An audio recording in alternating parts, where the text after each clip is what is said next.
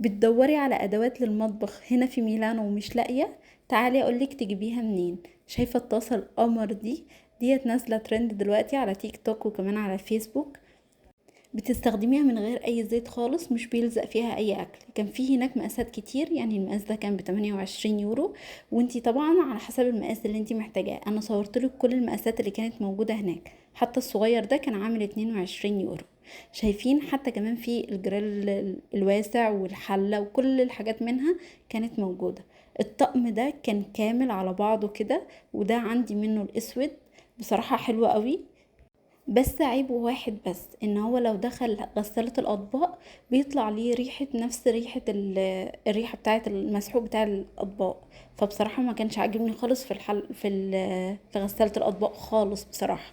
بصوا بقى، الطقم ده كان عاجبني شكله قوي، علشان بصراحة كان فيه قطع كتير، فكان عاجبني الشكل بتاعه. هو تيفال، بس ناس كتير شكرت فيه. لو انتوا جربتوه قولولي. بس الطقم اللي تحت اللي هو ترة ده هو حلو بس مش حلو.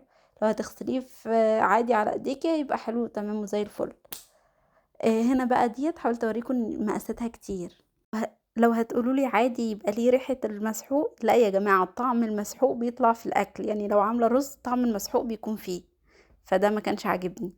هنا بقى الحاجات ديت كانت بالقطعة، فالقطعة اللي انتي محتاجاها هي اللي هتشتريها. يعني شايفة الحلة دي كانت عاملة 33 يورو، فانتي القطعة اللي انتي عايزاها تشتريها، مش بيكون طقم كامل، لا. هنا بقى ديت الحاجات الكبيرة قوي، الكبيرة اللي محتاجة احجام كبيرة.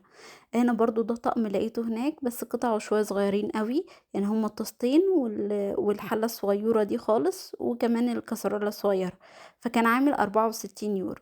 هو نفس فكرة برضو الترة اللي عندي، بس ده خشب. انا كنت في كازانوفا، انا صورت لكم بس الحاجات اللي هي الحلل ادوات المطبخ. فانا كنت في كازانوفا، لو انتوا عايزين تروحوا.